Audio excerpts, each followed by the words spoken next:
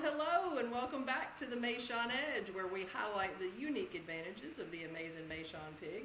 I'm here today with my co-host, Jonathan Kemmerer, and Dr. Max Rothschild to talk to you guys about abnormalities in pigs. I'm Laura Jensen, the president of the American Meishan Breeders Association, with a few other hats, and we are excited to discuss this today. It's been a topic we found on the boards, and we're looking forward to jumping in. Jonathan, would you like to introduce yourself some more as well? Sure. I'm Jonathan Kemmerer. I'm the head of research for the American Meishan Breeders Association, and I run our bird farm in Northwest Missouri. Yep. All right. And Max, I feel like everybody knows you, but just in case, huh? I'm Max Rothschild. I'm a swine geneticist. Been at it over almost 50 years now, and I worked for Iowa State University for over 40 years and recently retired. Thank you very much for taking time with us, Max. We really appreciate your My expertise. pleasure. Very much so.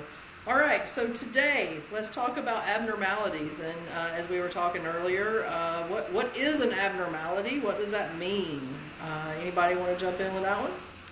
Well, why don't you let me start? In almost all mammals, something occurs at birth that doesn't look normal. So whether it's pigs or humans or whatever, we may see individuals that don't fit our expectation. They may have an extra toe.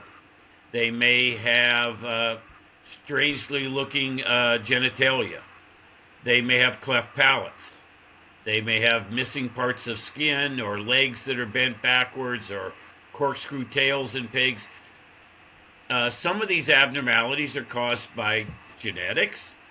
Some of these are caused by environmental factors like pesticides in the feed, or somebody let the pigs out in the pasture that had plants that can cause mutagens. These are all possibilities, and more often than not, in my nearly 50 years of pig breeding, someone would call and say, my pig's got such and such, and my veterinarian says it's genetics. And the first thing I say to them is, your veterinarian's not trained as a geneticist. Let's go through the pedigree of the pig. Let's go through how you fed the pigs, and let's hear about other problems that might be on your farm. And those are the starting points. Yeah, we had a situation with a member that poisoned hemlock. It was the craziest timing, but that's what it came back to. The sow ingested it at the right time in gestation, and most of the litter had a cleft palate. So these things can happen even though they're rare. So I guess you how do you get there? You walk through. If it was, are you suggesting, maybe I shouldn't say this, Roundup, saturated feed or something like that? Well, what I normally do is I start with, tell me about your pigs. So most of your listeners are going to have purebred Meishan pigs. Some may be crossbreeding Meishans, I don't know, to Durocs or Berkshires or something. And so the first starting point is, tell me about the genetics. Now, in the case of crossbreeding, very, very rarely is the cause of the abnormality genetics. And the easy way to explain that is, if I have a pig of breed A and a pig of breed B, their background genetics are almost 100% assured of being unrelated. So having a recessive show up for some defect is pretty unlikely. I can't say it'll never happen, but it's pretty unlikely. So in those cases, then we sit down and we try and see, where'd you get your feed from? Were the pigs in a pasture where there might be some poisonous plants or plants that cause mutagens? That's kind of the starting point. Now, if the person tells me they have purebred Durocs or purebred Meishans or whatever, then I ask, what's the relationship between the sire and the dam? In most cases, but not all, in most cases, if there's inbreeding, in other words, the parents are related, they're related some distance back, and it's unlikely that the cause is inbreeding. But every once in a while, somebody tells me, Well, I think this sow's brother got in the pen and bred her. Then I begin to really worry that we've got a genetic abnormality that's hidden, and we need to then decide what to do after that. And there's all kinds of abnormalities. Let's just kind of run through some of the typical ones you see in a pig farm. You see something called atresia ani, which means they don't have an anus. And what eventually happens in a female is that because she defecates, she strains, that it comes through her vagina then and excretes the manure that way. You have cases, as I said, where their skin is missing, or cleft palates, or in many cases we see extra toes, extra dew claws. These often have a genetic basis, but not always. Again, I can't rule it out, but often these have a genetic basis. But these problems only generally occur about 1 to 2 or 3% in a population. Is there any that you've seen more than others, or does it vary? Extra digits is one that's pretty common. And I see it in some breeds. Large white in Yorkshire, extra dew claws and digits was not uncommon. I've seen in some breeds atresia ani, cleft palate, but no, generally you don't see them very often. So when I see them in a litter, I get concerned. The other tip-off, if you like, that something's genetic is, let's say I have a litter of 12 pigs, and 3 of them have the disorder. Okay, so just for quick mathematics here, if each parent was a carrier for the defect gene, then a quarter of the offspring would be homozygous recessive and would have the defect. So if I see 3 or 4 in a litter out of 12, or maybe even 2, 3, or 4, then I start to suspect that it's as a genetic basis. If it's environmental, would you expect to see a higher number of Yes. defects? Yes, Okay. absolutely. So in the case of this cleft palate that you mentioned, Laura, that we talked about earlier, I would expect to see most of the pigs to have the problem. Now, you also get, and one thing you have to be careful about is, cleft palate comes in a variety of forms. Enormous cleft palate, or just a slight cleft palate, if you like. Those are all the same defect, it just has a less penetrance, or less expressivity. Okay. And that you see also in the digits. Sometimes you see an extra toe, sometimes you only see an extra dew claw. So, it still can be genetic, it can still present itself slightly differently. So could we make a comparison here to like the color issue that we were talking about the other day, where it's like you see some that have pink bellies, but eventually, like as those recessive genes become more pronounced, you see more white above the shoulder, you see more of like what we call the shark fins, that it's just the more and more they line up. You get a lot of degrees of variation between how extreme they are. Yeah, and the color, I mean, especially if you view color as a defect, what happens is that you get a higher frequency of the modifying genes that affect the color patterns. And the more that are in the breed, then the more probability that they'll display themselves in the offspring.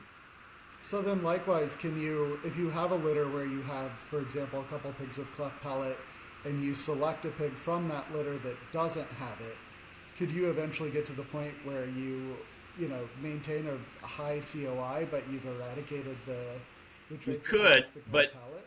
but let me just caution you. That's a great example, and one that people will differ on in giving advice. I would not select a pig from that litter. And the reason for it is, it's obvious that the ones that have the cleft palate, if it's genetic, those have both a pair of recessive genes. It's also likely that the ones that don't have cleft palate have at least one of the recessive genes. So if I continue to breed with those, I'm just spreading that in the population. So I tend to tell people, if you can afford to not use those parents again and not use those piglets, send them to market. If you can get them to raise up to market, wait, send them to market and look for different breeding stock. Okay. The other thing that's genetic, and this is harder to tell with your Meishan breeders, because most of them don't have large herds where they might have 3 or 4 sires and, let's say, 20 sows. In a case of 3 or 4 sows and 20 sires, if you find that only one sire's offspring tend to have the problem, then it's likely genetic. It could be a dominant defect that demonstrates itself. Though you would expect in that case that the sire had it, somebody just missed it. So I tend to tell people it's better to be cautious. Don't breed animals that have the defects. Don't breed their litter mates. If you make a repeat mating of that sire and dam and there's no problem, well, then there might be some evidence, frankly, again, that it's environmental, something in the feed. Okay. Is it possible that it could be, I know we had one issue of cleft palate with a litter that had a really high COI, like it was kind of inbred. Right. Is it possible that cleft palate can just be a result of inbreeding, and as long as you don't breed too closely, it won't be an issue in that particular That's correct, but that's exactly correct, and that's why I say some people give differing advice. So if you don't highly inbreed, you wouldn't expect to get cleft palate pigs, but you should be honest with yourself and say, I know that defect is still residing in the population. So I got 2 choices: try to remove the defect, or just breed away from it so I don't have a problem. Now, I want to warn people. It's easy to get rid of a recessive gene only when the frequency of the recessive gene is between 0.3 and 0.7. So if you have a recessive gene that's in very low frequency in your population, no matter what you do, it's very hard to remove it unless you have a genetic test for it. And for almost all these abnormalities, we do not know the individual genes or have a DNA test for them. So I think, Jonathan, for small breeders, they can't afford to keep buying breeding stock, then the easiest answer is breed away from breed, so you're not increasing inbreeding, you're decreasing it. Okay. I guess the point that I was getting at is that if you happen to breed, back to a parent or some kind of close mating, and it produces cleft palate, that it's a different situation than if you have a breeding pair with a relatively safe COI and you still see that cleft palate show up. That there's, I guess, would it make sense that you should be more judicious about culling both parents if you don't have a COI and see the cleft palate versus if you do have a high COI and see the cleft palate?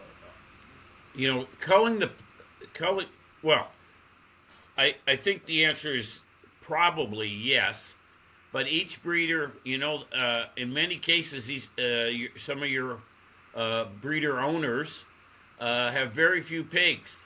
So if they're going to do this, they're better apt to just breed that sire and dam to other dams or other boars, because they can't afford to keep buying new breeding stock all the time. Sure. Maybe an alternative to that would be just buy a new herd sire, an unrelated herd sire.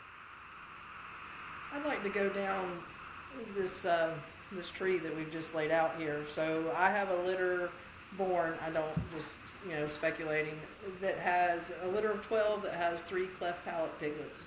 My question then, is it genetics or is it environmental? Environmental could be weeds, it could be chemicals, any other things that are environmental considered there? Some kind of feed, some kind of contamination of the feed sometimes causes that. Okay. All right, so if I know it's environmental, no issues. Essentially, we keep going. All is well for what it is. You do whatever you need to with those pigs.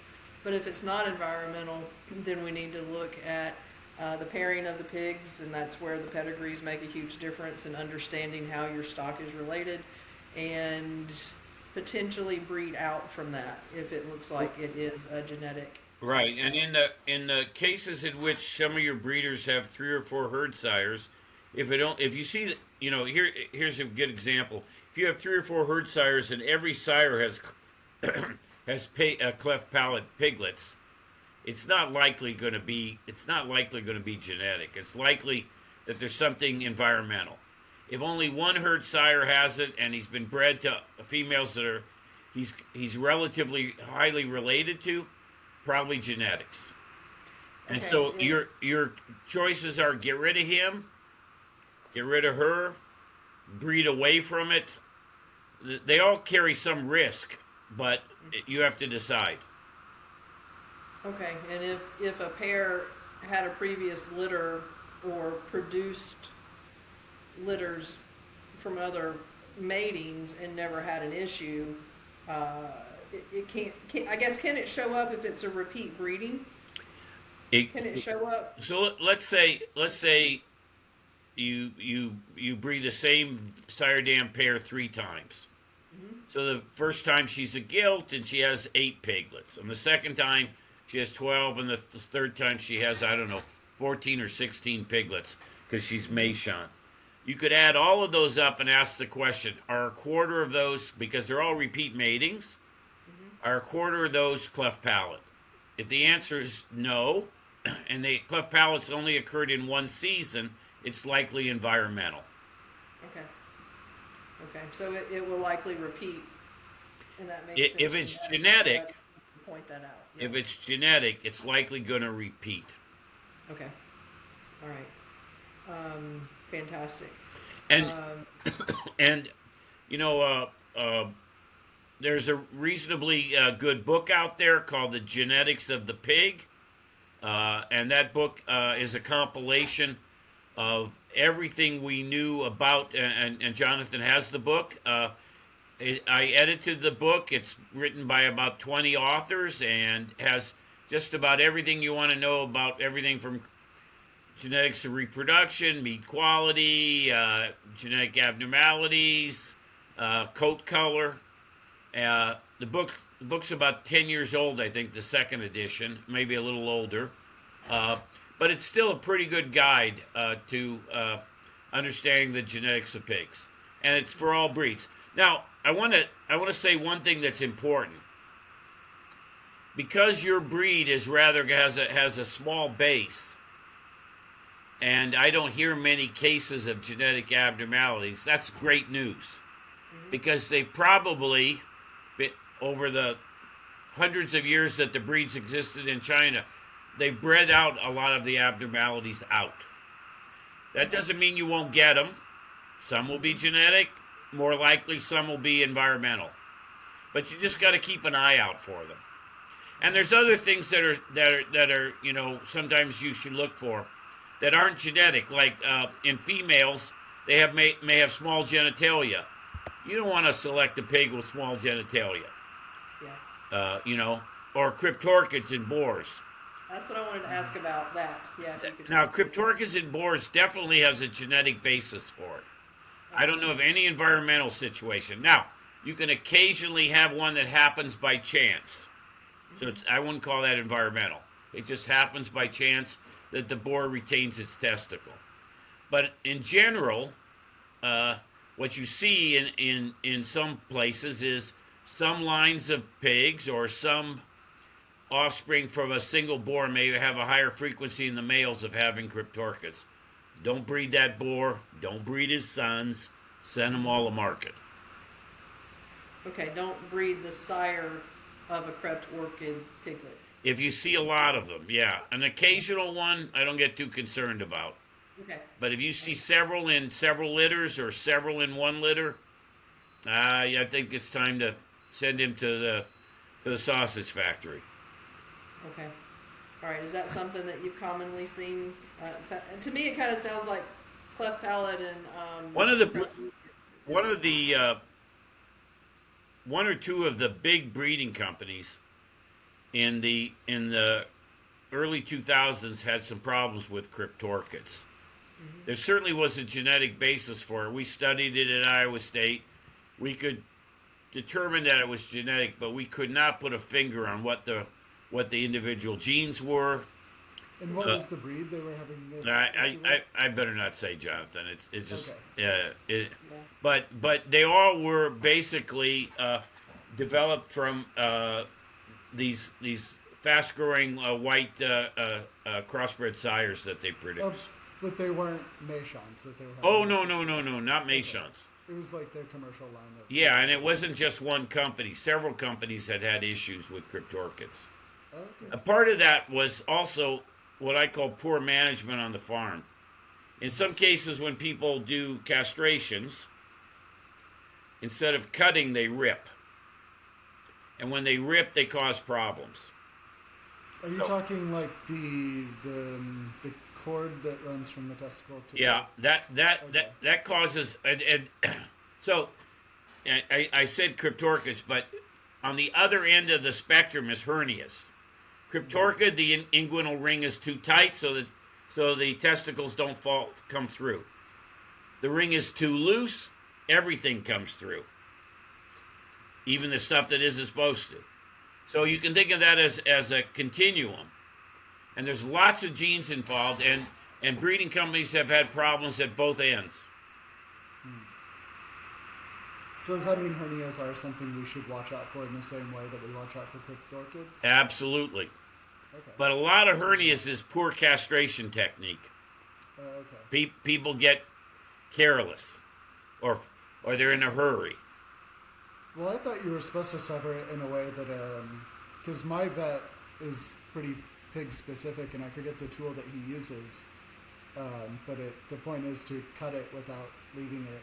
I don't know how to describe what he does, but the tool that he uses cuts it in a way that closes it off when it cuts it. Oh, okay. Some people don't go to their vet to do it. Okay. I do. We don't do that. I held a lot of pigs, and people, Well, and they he's castrate. also just a pig vet. I mean, Yeah. he grew up on a show pig farm, and when I got started, I didn't know how to do it, so I went to him to learn how to do it correctly. Yeah. Well, all right. Is there anything else, Max, that we need to know? Anything else on genetic anomalies? I don't think so. I mean, I want to remind people there's different forms of gene action.